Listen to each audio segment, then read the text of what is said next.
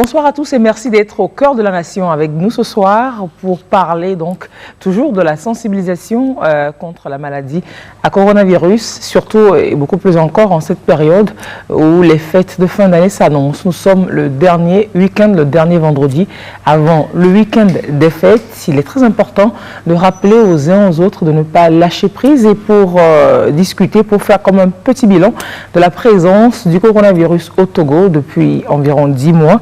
Nous avons au plateau Madame médecin commandant Halatoko. Merci d'être avec nous. Madame, vous êtes directrice de l'Institut national d'hygiène au Togo. Vous êtes médecin biologiste, épidémiologiste vous-même. C'est bien cela. Alors, est-ce qu'on peut avoir une idée de la tendance des tests, des statistiques existent dans ce domaine-là? Qui font les tests plus? Où est-ce qu'on en fait plus? Est-ce que c'est les voyageurs, les Togolais globalement, par rapport à la population?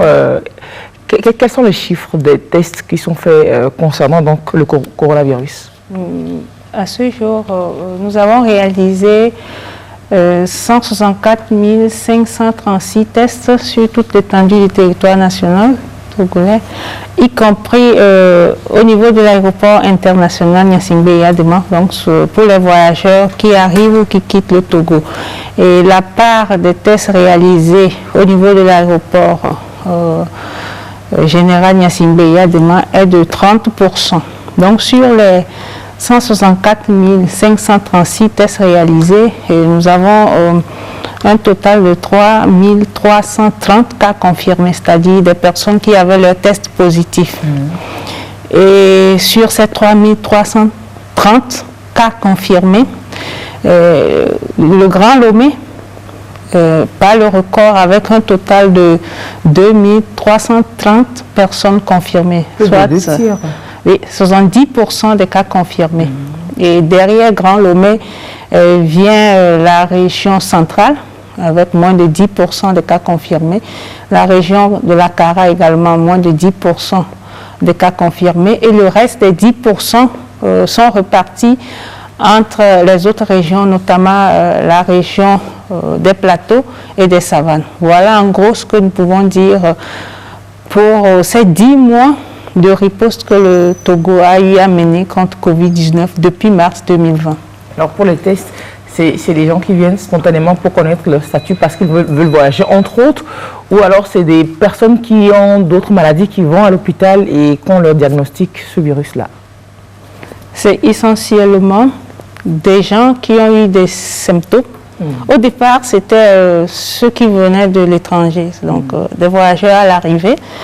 Et pendant 2 mois, c'était la tendance. Mais actuellement, c'est des gens qui ont été en contact avec les cas confirmés, et donc des contacts, ou des gens qui ont déjà des symptômes. Donc la tendance actuelle, c'est des gens qui spontanément ont des signes et qui vont en consultation au cours de laquelle on demande le test de Covid-19 et donc qui revient positif. Voilà, au départ c'était une maladie importée, mais actuellement c'est plutôt une transmission locale et communautaire, donc entre les Togolais qui se passe maintenant. C'est cela. Médecin commandant Halatoko Belei-Wambo, donc directrice de l'Institut national d'hygiène, merci de partager donc ce plateau avec nous ce soir. Nous avons également Monsieur Haïté Komlan, vous êtes directeur de l'hygiène et de l'assainissement de base au ministère de la Santé, de l'hygiène publique et de l'accès universel aux soins. On peut avoir l'espoir, on peut penser peut-être qu'avec la discipline qu'impose le coronavirus aujourd'hui, que nos habitudes puissent peut-être changer durablement et ce qui puisse nous permettre d'éviter aussi d'autres maladies. Bon, merci pour votre question. On peut dire oui et non. Oui, pourquoi si tout le monde s'autodisciplinait, comme je disais, tout est discuté tout à l'heure avec le docteur, et prendre tout ce qui a été comme mesure barrière, l'insérer dans sa vie quotidienne, dans ses habitudes, on peut dire oui. Mais malheureusement, le conseil est que malgré tout ce qu'on fait, les gens ne prennent pas en considération les sensibilisations, les mesures barrières, disent que bon, il faut faire avec. Et c'est aussi ce que nous avons dans notre secteur l'habitude de dire, parce que le changement, ce n'est pas du jour au lendemain. Malgré qu'il y a Covid, pas seulement au Togo, dans le monde entier, certains sont encore réticents à considérer que ce qu'on dit est vrai. La négation de la maladie, toujours, malgré les témoignages. Donner des maladies, peut-être au cours de ces débats, on va en revenir. Mais pas seulement dans la vie, pour eux, tout ce que vous dites là, ils ne prennent pas en compte ça. Et l'autre fois, j'étais avec quelqu'un qui me disait que, bon, dans sa famille, bon, aucun de ses membres n'était malade, donc tout ce que nous disons là, c'est de l'histoire. Donc, certains, oui, ça va changer notre comportement en matière d'hygiène, mais c'est le souhait, mais dans la majorité, je ne le pense pas. Et pour ces réticents, ils constituent toujours des menaces pour les autres qui respectent quand même la discipline du moment. Exactement. Et c'est quand même assez déplorable. Nous avons Dr Peto Koundé Innocent. Vous êtes, vous, président de l'Ordre des pharmaciens du Togo. Vous êtes membre de la coordination nationale de gestion de la riposte et également du conseil scientifique. Tous les regards des Togolais sont tournés vers ce conseil scientifique en cette fin d'année parce qu'il paraît que c'est les décisions du conseil scientifique qui orienteront les décisions de l'autorité. Alors on va fêter couvre-feu, restrictions, plus de restrictions encore. Est-ce que vous avez des confidences à nous faire en ce début d'émission, Dr Peto? Je vous remercie et je salue vos éditeurs qui nous suivent ce soir. D'abord, je voudrais nuancer. Le conseil scientifique ne prend aucune décision. Nous sommes un organe voulu par le chef de l'État pour conseiller ou orienter la décision de l'autorité. Et cette orientation se base sur les évidences, je dirais, un peu scientifiques que nous avons, parce que c'est vrai qu'aujourd'hui, on n'a aucune certitude, mais le rôle du conseil scientifique, c'est de suivre un peu au niveau international comment ça se développe, de faire du benchmarking un peu pour voir comment cette maladie évolue, et regarder aussi nos réalités locales. Et on a 9 mois de gestion de la crise aujourd'hui dans notre pays, analyser toutes les données que nous avons eues et tout ce que nous avons vu au niveau de la prise en charge et regarder un peu regarder les comportements aussi de nos concitoyens et faire des propositions. Et pour revenir à votre question, la fin d'année. Qu'est-ce que vous regardez actuellement? Quelle est la tendance et quelles sont les propositions possibles que ferait l'autorité, quitte à elle de les suivre ou pas?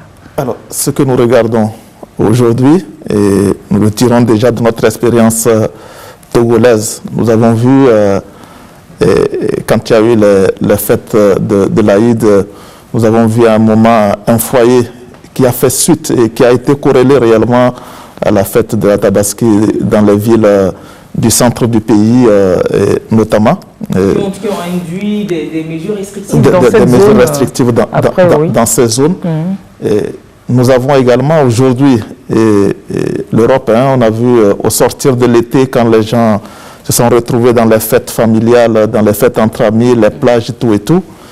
On a connu la seconde vague que vit donc cette partie du monde aujourd'hui.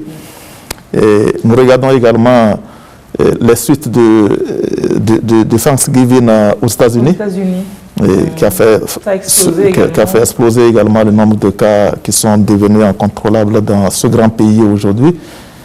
Et nous voyons un peu partout autour de nous que partout où il y a eu des événements qui ont entraîné des mouvements importants de population et qui ont entraîné des regroupements, même par petits groupes, on a ce type de contamination qui vient derrière.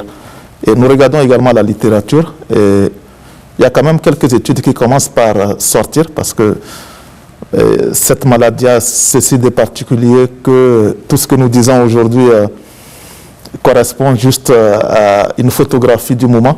Nous n'en savons pas trop. Oui, c'est dynamique, ça évolue. Voilà, ce que nous, pas plus tard qu'aujourd'hui, l'Institut Pasteur de France qui a sorti une étude qui a été faite sur, qui a été focalisée sur les conditions dans lesquelles les gens se contaminent. Donc, une étude qui a porté quand même sur un échantillon assez représentatif qui montre clairement que les regroupements autour des repas, autour d'un verre, sont des moments de contamination importants. Et cette étude précise également que quand nous sommes entre nous, en famille, entre amis, et il y a une plus forte incidence parce que c'est là où... Une baisse de vigilance, peut-être. Il y a une baisse de vigilance parce qu'on s'est dit pourquoi je ne vous ferai pas confiance. Il y a cette prétention qu'on a des raisons de se faire confiance. Et puis, malheureusement, comme le disait la directrice aujourd'hui, aussi bien dans notre pays que dans le monde entier, le virus est au niveau de la communauté actuellement. Et donc, on est contact les uns les autres. On sait que la maladie est à 80% asymptomatique, donc votre voisin, votre frère, ce n'est pas sur son front et il peut vous contaminer. Donc voilà un peu les notions que nous avons et nous constatons aussi que quand le nombre de cas augmente, ça aussi c'est des statistiques qu'on a, et le nombre de cas positifs, on va avoir un nombre de cas plus important à prendre en charge dans nos formations sanitaires. Et par conséquent aussi une certaine proportion en réanimation. Nos pays n'ont pas les moyens de cette prise en charge lourde. Nos systèmes de santé ne peuvent pas supporter une forte pression de cas contaminés. Voilà un peu tout ce qui oriente, disons, les conseils de ce conseil scientifique. Et donc par rapport à ces faits, ce qui est analysé, c'est ce que je viens de vous décrire. Et ce qui est suggéré, c'est de faire en sorte que les Togolais, pendant ces fêtes, en tout cas que nous tous nous fassions en sorte que, au sortir des fêtes, nous ne nous retrouvions pas dans une situation compliquée.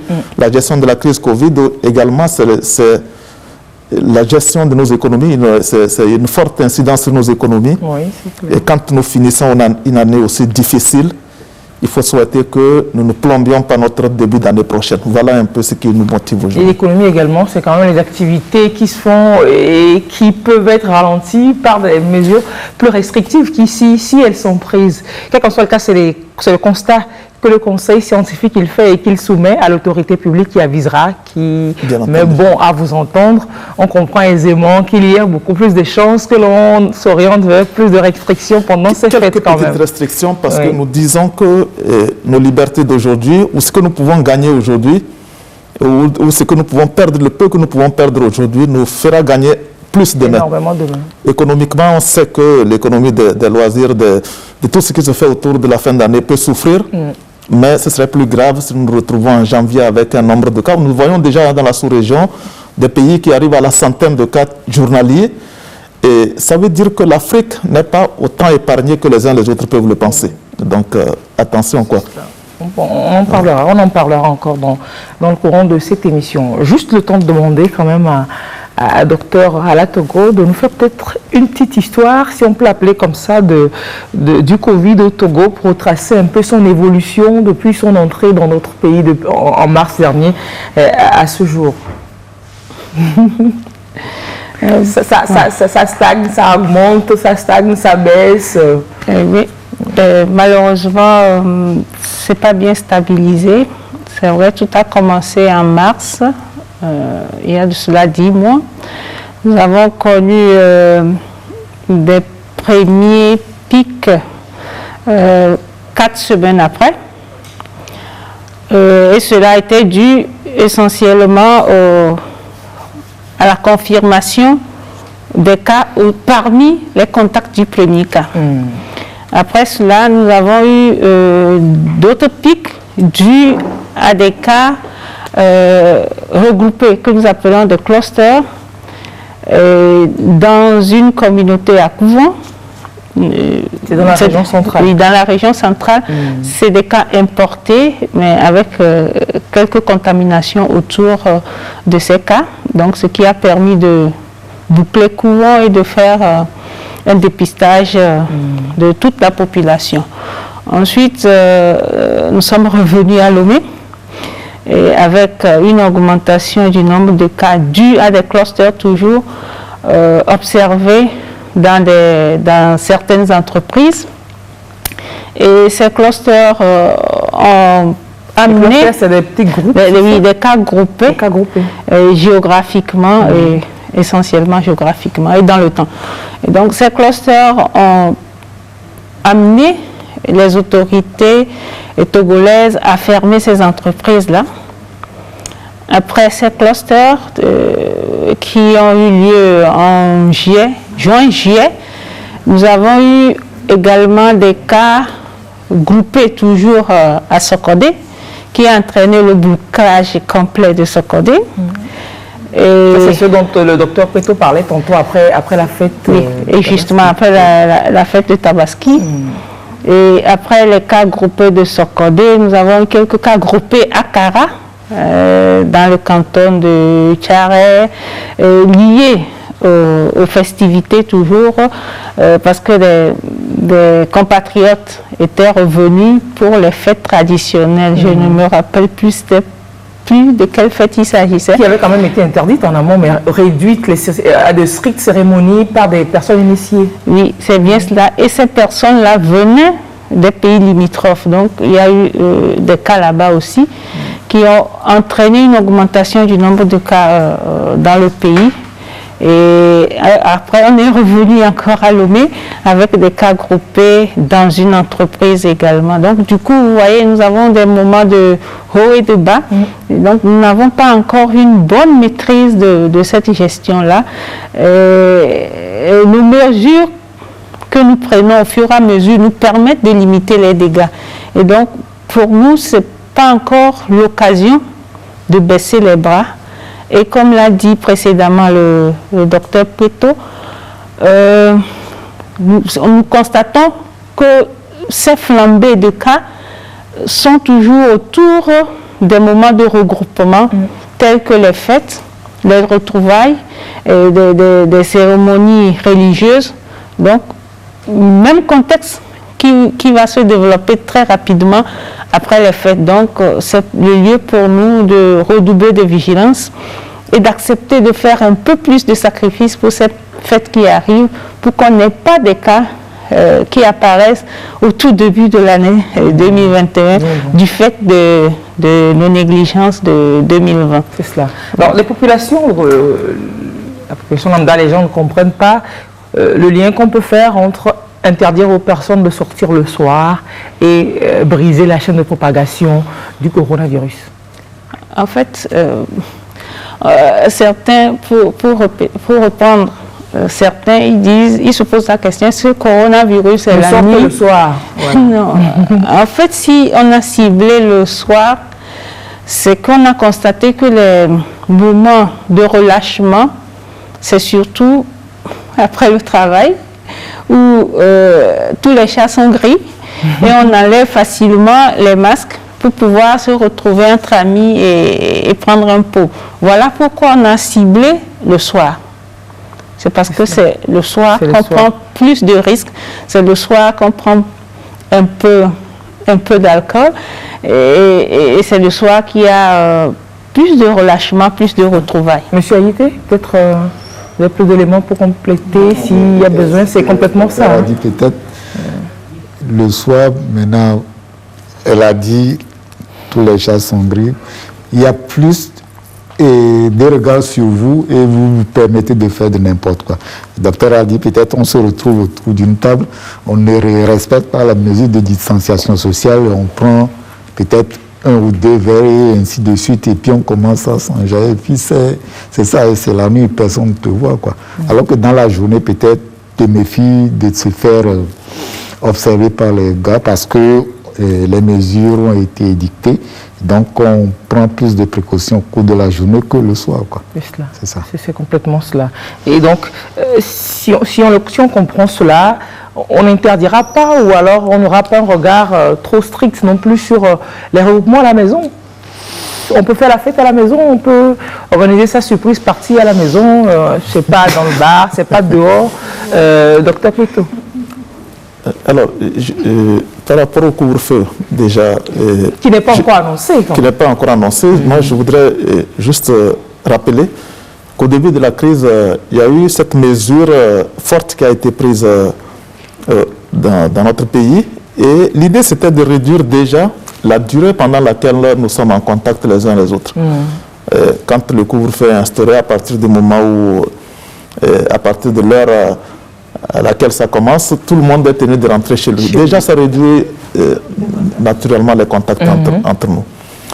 Alors pour la première expérience, on a eu de très bons résultats. On a eu de très bons résultats parce que les gens, des fois, se disent, parce que quand on est après 9 mois, les gens regardent, oui, je n'ai pas vu quelqu'un autour de moi, je n'ai pas vu beaucoup de cas. Et on se trompe en disant, oui, c'est parce que l'Afrique est préservée. C'est vrai, nous avons une population jeune qui fait qu'il n'y a pas beaucoup de morts de Covid.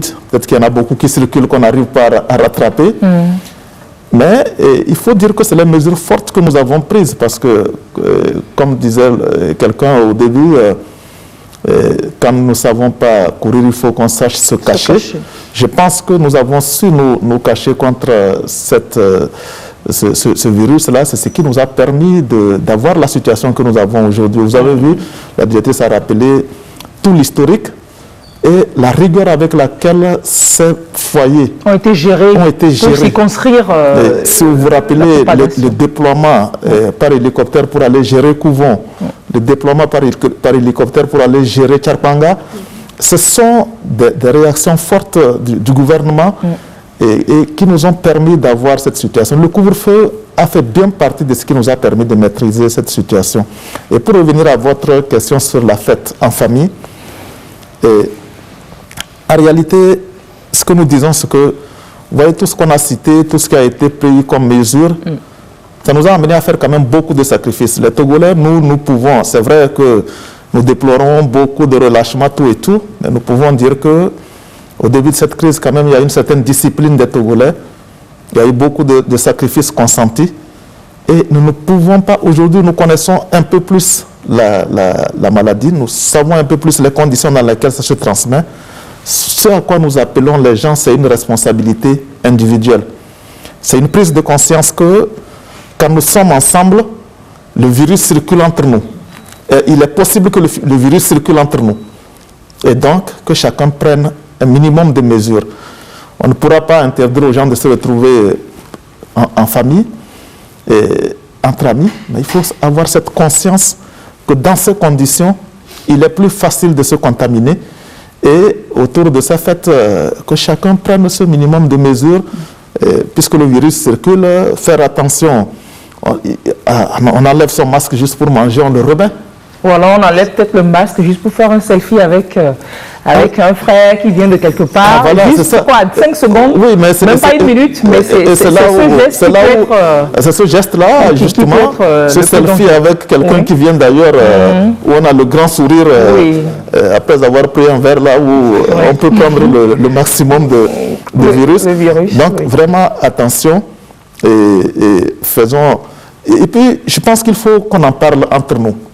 Et pendant ces fêtes-là, vous invitez des amis. Je pense que le sujet d'accueil peut être de parler de Covid. La gestion de Covid, la responsabilité de chacun. C'est important pour que quand moi je vais remettre mon masque après avoir bu un verre, que les gens ne me regardent pas bizarrement, ne vous chahutent pas, que tout le monde ait cette responsabilité-là. Donc c'est ce à quoi, en tout cas, les conseils en plus que nous donnons à nos populations, et s'il y a d'autres mesures qui seront prises pour restreindre un tout petit peu ce type de fête, ce sera fait, mais c'est surtout que chacun, en tout cas, s'engage. C'est cela. Voilà. Qu'on comprenne que le salut collectif dépend de l'engagement, de la responsabilité individuelle. Qu'on ne se dise pas toujours que c'est... On a comme l'impression que le coronavirus du Togo est différent de celui de ses pays voisins, parce que dans les autres pays, on n'en fait pas autant et qu'on n'apprend pas qu'il y a autant de morts, etc. Vous, je reste avec vous qui êtes scientifique, du conseil scientifique, c'est entre autres opinions qui sortent dans la rue, que dans les pays voisins, on n'oblige pas les gens à mettre le masque, il n'y a pas de restrictions, mais on n'a pas comme l'impression que là-bas ça explose. Peut-être n'avons-nous pas la vraie information. Oui, vous faites bien de dire membre du conseil scientifique ou scientifique. Voilà, il y a sûrement plus scientifique que nous, mais nous avons été choisis pour faire ce travail-là. Et comme je l'ai dit, ça se fait au regard des évidences scientifiques que nous avons. C'est vrai, nous avons la chance d'avoir un pays à taille plus gérable. Et ça, et aussi cette forte volonté du gouvernement. Parce que vous savez, ce qui est important, c'est l'engagement aussi de l'autorité dans la gestion, le niveau auquel l'autorité a pris cette crise-là. Et dans notre pays, nous pouvons saluer en tout cas la volonté de nos autorités de protéger réellement le pays contre ce virus-là. Les gens pensent peut-être que nous en avons trop fait, qu'on n'en fait pas autant dans les pays voisins. Vous savez, à un moment donné aussi, nous-mêmes, nous nous remettons en cause, nous nous posons des questions sur notre manière de faire. Et il y a eu des moments de doute, effectivement, par rapport à comment nous voyons les comportements dans les pays limitrophes, tout et tout. Et nous avions commencé par nous dire que quelque chose se passe. Mais aujourd'hui, nous avons les retours. Et tout à l'heure, si la directrice était allée dans plus de détails, elle vous dirait que la tendance que nous avons aujourd'hui, alors qu'au début, on avait vu beaucoup d'importations de coronavirus, après c'est devenu communautaire. Mais quand elle vous sort ces statistiques des derniers 30 jours ou 2 mois, vous allez voir qu'il y a beaucoup d'importations qui reviennent, et essentiellement de nos pays africains avec lesquels nous avons repris les vols. Et donc, nous qui suivions ce qui se passait dans ces pays-là, on s'est dit, ah voilà. On était plutôt dans la droite. Effectivement, quelque chose qui se passe dans ces pays. Et je vous ai dit tout à l'heure, les flambées qui reviennent dans des pays comme le Burkina, là, enfin, c'est un pays sahélien où on compte le nombre de cas par centaines aujourd'hui. Vous imaginez, nous sommes, je pense que le maximum que nous avons fait par jour, et ça nous a paniqué, c'est une cinquantaine, je ne sais pas combien. Le jour-là, on a tous flippé, parce que si nous arrivons à plus de 100 cas par jour dans notre pays, nous connaissons les proportions qui vont en réanimation ou en prise en charge lourde. Et je pense que c'est compliqué. Donc, on va pas, c'est vrai, on n'est pas là pour se comparer. On regarde quand même, ne perdez pas de vue, nous regardons tous les jours ce qui se passe ailleurs, qu'est-ce que nous pouvons améliorer chez nous. Et c'est ainsi que nous évoluons. Directrice, Madame la directrice de l'Institut d'hygiène. Oui, je me range sur ces opinions. On a l'impression que le Togo en fait trop. Est-ce une réalité? On ne peut pas le dire aujourd'hui. Parce que pour ce qui concerne le respect des mesures barrières, il paraîtrait que le Togo en fait trop. Mais moi, je n'ai pas personnellement cette impression, parce que en regardant dans la population générale, de façon grossière comme ça, la proportion de personnes qui portent correctement son masque, je ne pense pas que ça dépasse 30%. Et pourtant, pour que le port des masques chirurgicaux ait un effet de limitation de la propagation, c'est que tout le monde porte correctement son masque. Pour que chacun garde ses sécrétions et qu'il n'y ait pas les postillons dans l'air confiné qui contaminent. Et on se dit qu'il y a des choses à améliorer. Nous allons rester dans la droite ligne, droit dans nos bottes, pour qu'on n'ait pas de flambée de cas. Parce que nous l'observons dans nos pays voisins, nous n'avons pas suffisamment de moyens pour gérer beaucoup de cas à la fois. Peut-être que les pays voisins dont il est question ont déjà une population importante qui est déjà fait Covid, et donc bon, il y aurait moins de dégâts au cas où il y aurait une flambée. Quel qu'en soit le cas, on s'occupe de soi-même, et on apprécie ses propres réalités et on prend les meilleures décisions pour préserver en fonction des moyens que l'on a. C'est cela. C'est bien cela. C'est bien cela. Et donc ça reste toujours à sensibiliser les uns les autres au respect des mesures barrières. Monsieur Haïté Komlan, directeur de l'hygiène de l'assainissement de base, dans les quartiers, est-ce que vous avez des équipes qui font des descentes, qui voient si les dispositifs de lavage de mains, s'ils continuent pas à fonctionner? Parce qu'une chose est de les avoir installés depuis mars, une autre est de les avoir opérationnels aujourd'hui en décembre avec de l'eau et effectivement du savon là-dedans. C'est vrai. Nous avons nos correspondants dans toutes les régions du pays, dans les districts.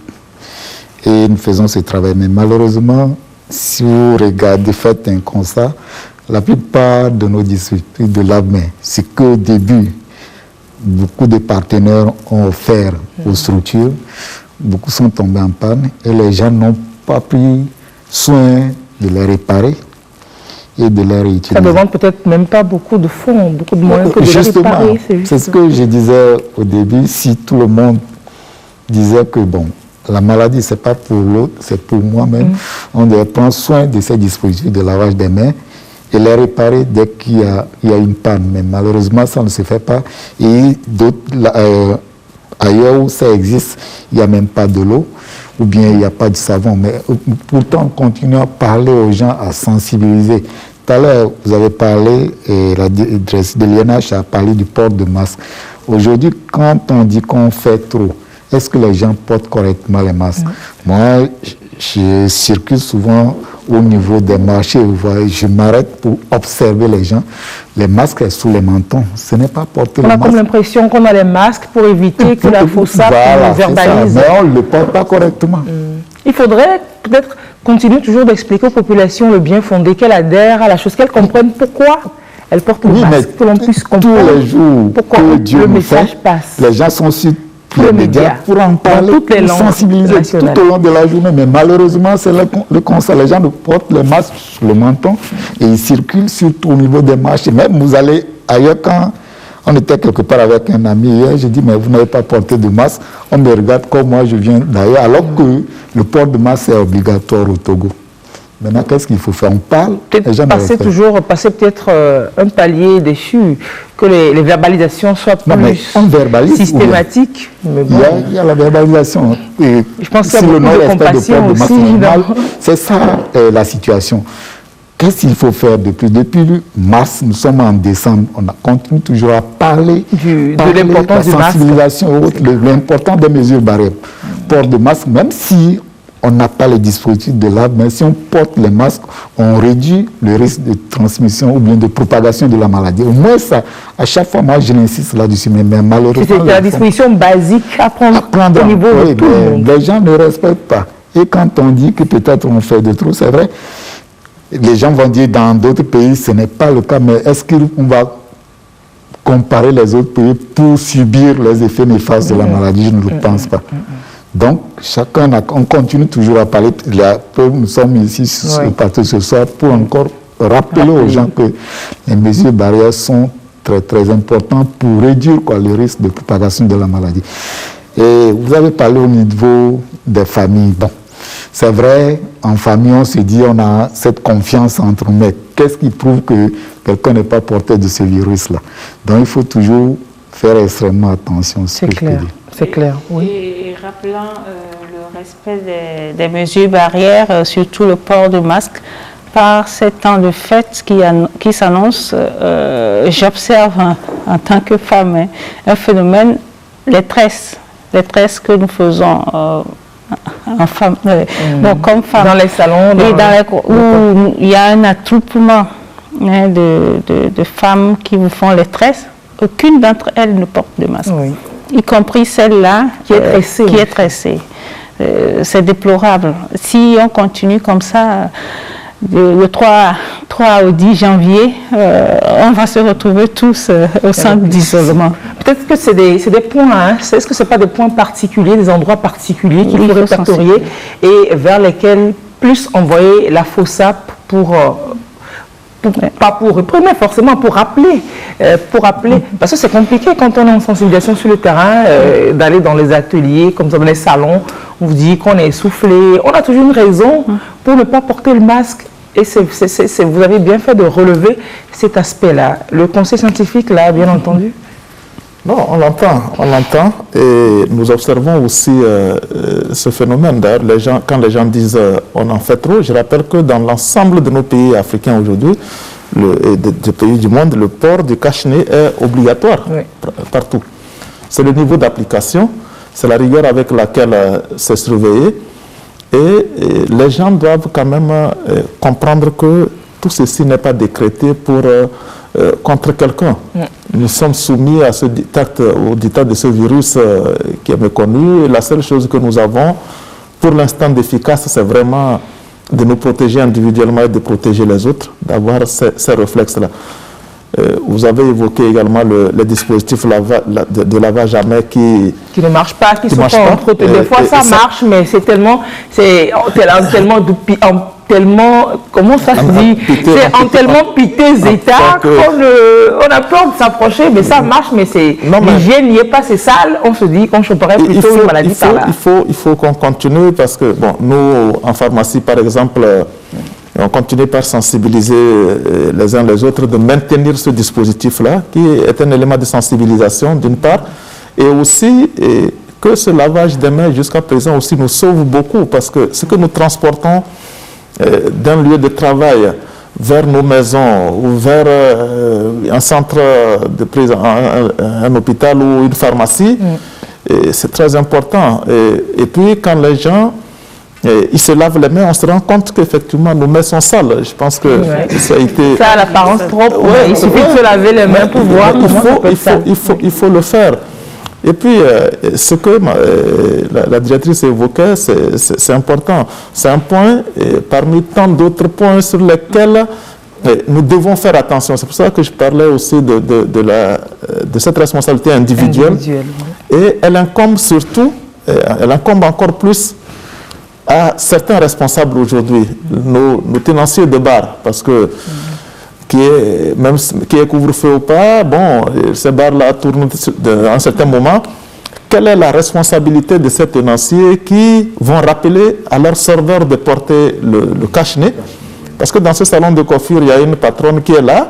Est-ce qu'elle a pris conscience de l'importance de port du cache-nez? Est-ce qu'elle porte déjà elle-même le masque pour donner l'exemple à ses apprentis? Est-ce qu'elle sensibilise ses clients qui viennent? Parce que tous ceux qui reçoivent du monde, leur rôle aujourd'hui, c'est d'assurer cette sensibilisation et de montrer l'exemple. Et c'est ce à quoi nous appelons l'ensemble de nos concitoyens, et surtout ceux qui ont la responsabilité de tenir un établissement qui accueille du monde. Et il faudrait que cette transformation-là vienne à ce niveau. C'est cela. Qu'on n'oublie pas, donc, quand on va se coiffer, se tresser, d'avoir son masque.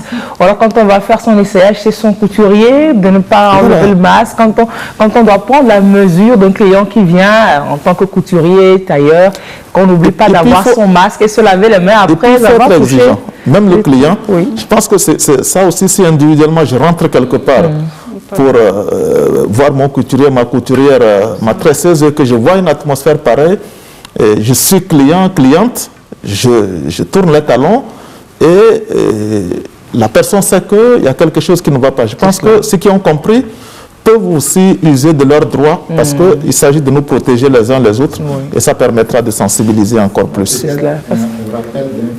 Au départ, les pays européens ne portaient pas de masque, mais ils se sont rendus compte que le port de masque les sauve. C'est pourquoi il est très important pour nous qui sommes pays sous-développés de se protéger davantage. C'est cela. Il a mais pour la responsabilité de tout chacun de nous et que chaque individu n'a qu'à être gendarme derrière l'autre. C'est très important. Peut-être aurions-nous respecter plus encore ces mesures édictées depuis que nous ne serions pas dans ce contexte-là, dans la vingtaine de cas par jour et qui inquiète toujours l'autorité qui est obligée de prendre des mesures encore plus coercitives. Notre lendemain ne dépend que de nous-mêmes finalement. Exactement. Ne dépend que de nous-mêmes. Et le comité de suivi de respect justement de ces mesures barrières a effectué dans ce contexte-là une tournée de sensibilisation dans les marchés de Lomé au cours de la semaine pour rappeler tout ce qu'on dit là aux femmes des marchés, aux femmes, aux commerçants, aux commerçantes des marchés. Il n'y a pas que les femmes au marché. On suit le sujet et on revient juste derrière. C'est une trilogie qui repart en guerre contre la Covid-19. Préfet, maire, directrice d'établissement public autonome pour l'exploitation des marchés sillonnent les marchés du Grand Lomé pour rappeler aux uns et aux autres le bien fondé du respect scrupuleux des mesures barrières, surtout en cette période où les fêtes avancent à grands pas. Ici au marché d'Adido Gomé à Sieyé, l'organisation est au point. Au niveau des portes des marchés, nous avons des dispositifs de lavage de mains et du savon, des détergents. Nous avons un comité de veille dans tous nos marchés de notre commune. Et même au jour des marchés, ces comités sillonnent avec les agents de sécurité municipale. Chez son voisin d'à côté, l'on craint le pire. Le relâchement ici au marché d'Aguezongo est flagrant. Les gens ne respectent pas les mesures barrières. Dans ces moments-là, de fait, nous sommes dans l'obligation de sévir. Nous n'allons pas laisser que les gens pensent que la maladie n'existe pas. Il faut qu'on sévisse pour ne pas qu'après les fêtes, quand on entre dans la nouvelle année, se retrouver avec plus de malades. Le monde entier s'apprête à vivre les fêtes de Noël et de fin d'année. C'est dans ce cadre que le comité de suivi du respect des mesures barrières dans les marchés du Grand Lomé est sorti pour accentuer la sensibilisation. Cette tournée à peine amorcée affiche une cartographie peu encourageante. Mais le comité ne lâche rien. Plus de 70% des cas positifs sont répertoriés au niveau du Grand Lomé.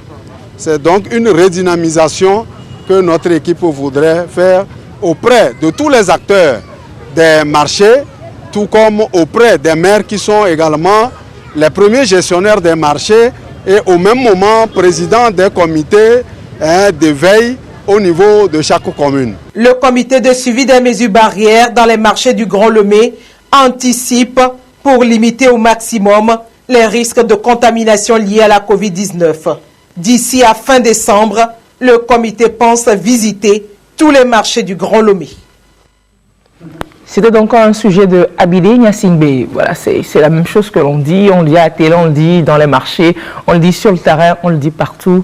On a l'espoir que ça tombera toujours dans des oreilles réceptives.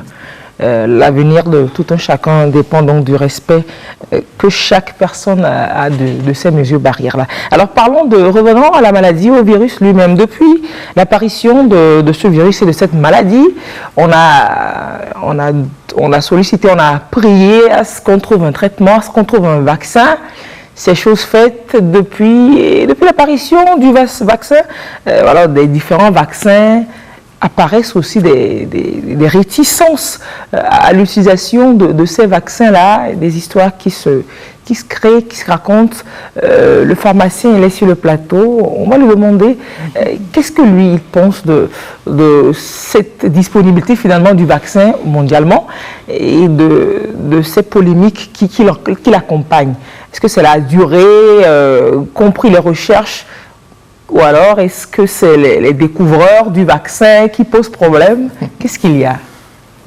Alors, je voudrais tout d'abord dire que ces annonces que nous avons eues ces dernières semaines, c'est plutôt de très bonnes nouvelles et des annonces qui nous donnent beaucoup d'espoir. Je rappelle que nous sommes face à une crise sanitaire due à un virus, c'est une épidémie, une pandémie mondiale donc due à un virus. Et historiquement, nous savons que ce type de défi a été relevé grâce au vaccin. Donc il ne faut pas se tromper. Depuis tout le temps que nous luttons, l'espoir du monde était sur trouver un vaccin parce qu'on s'est rendu compte que c'est un virus qui est fortement transmissible. Et les mesures que nous prenons ne suffisent pas à rompre la chaîne de contamination et à provoquer progressivement donc la régression de cette transmission. Donc, il nous reste réellement à trouver le bon vaccin pour nous vacciner. Maintenant, les appréhensions qui naissent. Les appréhensions, vous voyez, le virus nous a imposé un tel défi qu'il fallait courir, il faut aller très vite. Et je dois pouvoir dire ici que les découvreurs dont on parle, non, c'est toujours les mêmes. C'est ces grands laboratoires qui ont des centres de recherche à leur sein et même en relation avec des centres de recherche aussi publics qui ont engagé ces recherches-là depuis le début en essayant de bien comprendre, de bien connaître le virus, d'abord le séquencer, voir comment il fonctionne et ensuite imaginer comment on pourrait déclencher une réponse immunitaire suffisante de l'organisme pour permettre de se protéger et donc d'éviter, de limiter en tout cas le nombre de porteurs par cette protection-là. Donc, ce travail a été fait sur plusieurs voies et on a imaginé tous les moyens pour justement simuler, disons, la présence du virus. Peut-être la directrice expliquera mieux tout à l'heure. Mais toute cette approche-là devait se faire dans un temps record parce qu'on a vu comment ça explose à travers le monde. Oui. Et c'est vrai qu'aujourd'hui, nous trouvons un vaccin à peine 12 mois après l'apparition de ce virus au niveau mondial. C'est un délai qui est très court, effectivement, par rapport à ce que nous connaissons. Aux autres recherches précédemment connues par l'humanité. Parce qu'un médicament, déjà, c'est 5-10 ans, et un vaccin, des fois, plus longtemps, parce qu'il faut regarder comment se fait cette immunité, comment est-ce qu'elle dure dans le temps, et aussi observer derrière, parce qu'aujourd'hui, on a une sûreté qui porte sur quelques mois. Et les laboratoires qui ont découvert ce vaccin nous disent que ce vaccin est sûr, mais on n'a pas suffisamment de recul pour voir les effets secondaires à moyen et long terme qui peuvent apparaître. Je dirais que les gens ont raison d'émettre des inquiétudes, mais c'est loin de tout ce qu'on entend et de toutes les choses trop grossières qu'on entend. Et il faut dire que nous sommes dans un domaine où c'est le monde entier qui fait face à ce défi. Je crois qu'aujourd'hui, les Africains, au moins, il y a quelque chose qui va tomber, qui circulait beaucoup, c'est que les Blancs veulent nous envoyer un vaccin pour nous tuer ou pour nous transformer, je ne sais pas en quoi. Les vaccins qui sont sortis, les cobayes, ce sont ceux qui les ont découverts d'abord. Donc, on commence par se vacciner d'abord. Et donc, je pense que nous, Africains, aujourd'hui, tous les pays doivent s'engager parce que quand les autres vont se vacciner, on n'acceptera pas qu'une partie du monde, que le virus continue par circuler activement dans une partie du monde. Je ne sais pas comment est-ce qu'on pourrait évoluer. Donc, je voudrais quand même qu'on mette un bémol. Certes, nous tous, nous sommes très prudents. Et nous, scientifiques de nos pays aujourd'hui, nous restons vigilants. Ce que nous souhaitons, c'est que nos États engagent, et c'est ce qui se fait aujourd'hui, des discussions régionales, et en mettant ensemble nos intelligences, nos experts pays, pour que nous puissions voir au moment venu le meilleur vaccin à choisir pour l'Afrique, parce qu'il y a plusieurs qui sont essayés aujourd'hui. Donc voilà un tout petit peu ce que je peux dire, mais ça a été rapide, ça suscite des interrogations, mais il y a beaucoup quand même de raisons de croire à la sûreté de ces vaccins-là, et leur efficacité, elle est démontrée. C'est vrai que nous attendons des articles scientifiques très détaillés aujourd'hui qui commencent par sortir déjà sur le sujet. Voilà. Madame Alatoko Belei, vous qui êtes épidémiologiste, biologiste, vous comprenez un peu la peur du commun des mortels? Oui, je comprends. Cette peur, elle est fondée, vu déjà la peur que le virus lui-même suscite. Et étant donné que c'est une situation inédite, il fallait aussi des solutions inédites.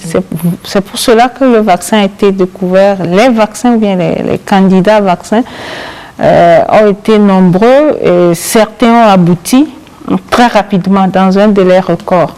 Et nous, en tant qu'Africains aujourd'hui, n'ayant pas trop contribué à cette recherche-là, on ne peut que s'en réjouir pour que tout aille au mieux pour tout le monde. Parce que, comme l'a dit tout à l'heure le docteur Peto, quand ceux qui ont découvert les vaccins vont s'immuniser et que nous, par réticence, on ne va pas accepter ces vaccins, on sera probablement mis à l'écart. Marginalisé, c'est comme quelqu'un qui porte le masque et l'autre refuse de mettre le masque dans et donc, on ne sera pas accepté dans ces pays-là. Et nous pensons que l'Afrique n'a rien à perdre en acceptant ces vaccins, d'autant plus qu'il y a beaucoup de pays qui sont en train de l'essayer chez eux.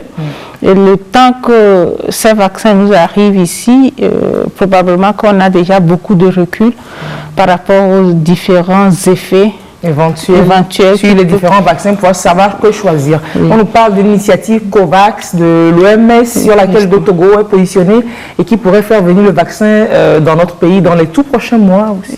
Justement, l'initiative COVAX qui est soutenue essentiellement par Gavi, les fonds Gavi qui nous aident dans le programme élargi de vaccination. Et cette initiative a pour objectif de rendre disponibles les vaccins dans les pays à faible revenu et dans les délais qu'il faut pour éviter que la pandémie ne continue dans cette partie du monde-là. Et le Togo s'est positionné comme candidat ou s'est positionné volontiers pour avoir les vaccins. Et pour cela, il va falloir qu'on commence par se préparer sur le plan logistique, parce que c'est des vaccins dont la conservation est un peu délicate. Oui. Et aussi comment pouvoir convoyer ces vaccins-là sur les sites qu'il faut. C'est des sujets auxquels il faut qu'on pense dès maintenant, au lieu de se focaliser sur le caractère dangereux de ces vaccins, qui, à notre avis, est moindre par rapport aux effets positifs que ces vaccins peuvent nous apporter.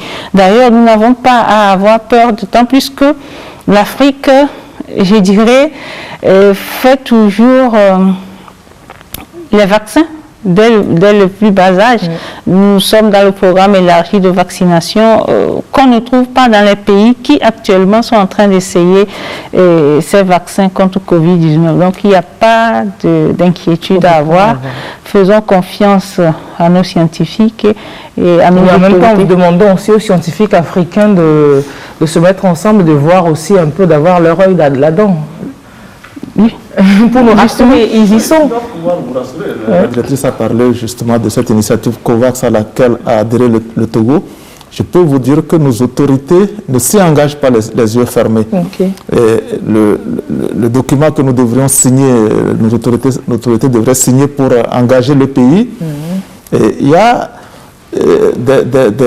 des parties sur lesquelles nous avons posé des questions. En tout cas, ça a été soumis donc à l'œil des scientifiques à l'initiative de notre pays, de notre ministre de la Santé. Les questions ont été posées aujourd'hui. Cette partie-là, on accepte que nous la regardions encore un peu plus avant d'engager définitivement les pays. Je crois pouvoir dire que comme les autorités sont engagées pour la gestion de cette crise-là, c'est le même engagement qui reste par rapport à l'arrivée de ces vaccins. Tous les questionnements que nos populations se posent aujourd'hui, notre devoir c'est d'apporter les réponses qu'il faut et nous tous nous travaillerons à cette vérité que nous devons à nos concitoyens pour leur faire prendre les décisions idoines par rapport à cette vaccination. Et nous avons le temps de voir venir, il faut lever les peurs, vraiment. Donc ce n'est pas comme si on avait un comportement grégaire, qu'on suivait les yeux fermés sans apprécier, parce que non, même pas, comme le pensent les populations. Alors l'université de Lomé a quand même engagé sur le terrain de certains tests aussi, ensemble avec la médecine traditionnelle depuis quelques semaines. Qu'est-ce qu'il en est? Oui, si on a le vaccin, ben c'est bien, mais si au niveau local, nous avons aussi, je ne vais pas l'appeler traitement, mais oui, un médicament contre le Covid-19, ce serait pas mal. Qu'est-ce qu'il en est, Dr Pito?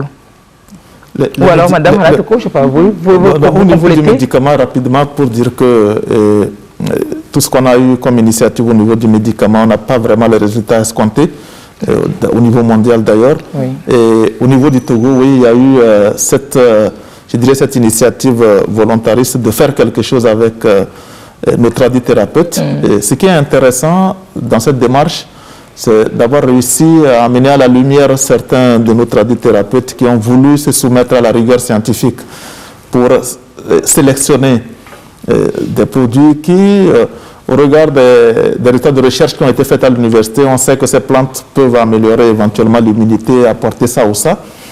Mais voilà, les essais qui ont été engagés, on va voir. Je pense que c'était une question de volonté déjà des patients à accepter ce traitement-là. Et je pense que, bon, très rapidement, on va évaluer cela pour voir ce que ça a donné. Mais le plus important, que les gens ne fassent pas, on n'a pas de médicaments qui soignent la Covid aujourd'hui. Et il faut que nous puissions continuer à observer correctement nos mesures barrières. C'est cela. Madame Dr Halatoko. C'est toujours pour enchérir ce qu'il vient de dire. Ce qui est déjà bien dedans, c'est le Togo a voulu cette rigueur scientifique-là pour pouvoir se prononcer sur l'efficacité d'un phytomédicament. Mais c'est trop tôt. On n'a pas eu suffisamment de recul pour pouvoir se prononcer sur l'efficacité de ce médicament. Et c'est ce qui est bien d'ailleurs parce que ça nous a permis de ne pas vite relâcher dans notre rigueur en pensant que ce phytomédicament pouvait résoudre tous nos problèmes.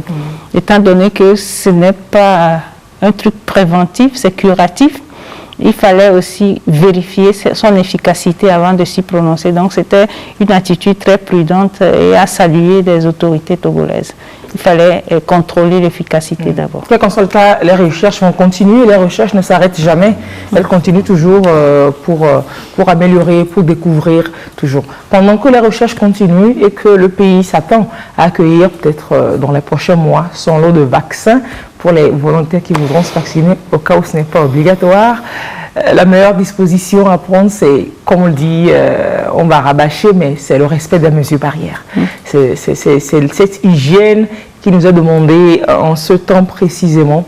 Et pour les dernières minutes de l'émission, ce que les populations devront quand même garder, c'est, monsieur le directeur de l'assainissement nous rappellera, ce qu'on doit toujours garder à l'esprit, mais à tout moment, en cette période particulièrement.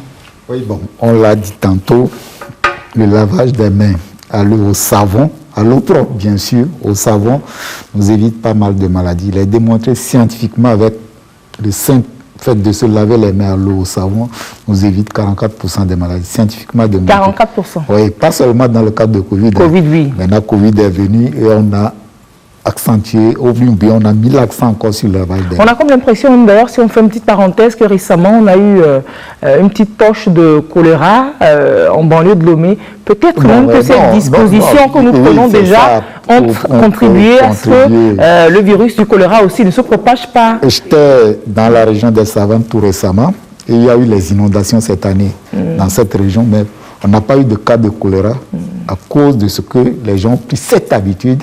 Et les autorités me disaient l'autre fois que ceux qui sont plus au niveau des villages, parce qu'on avait implémenté un programme assainissement total piloté par les communautés, les gens sont habitués à se laver les mains et ça a permis à éviter quoi, cette épidémie de choléra.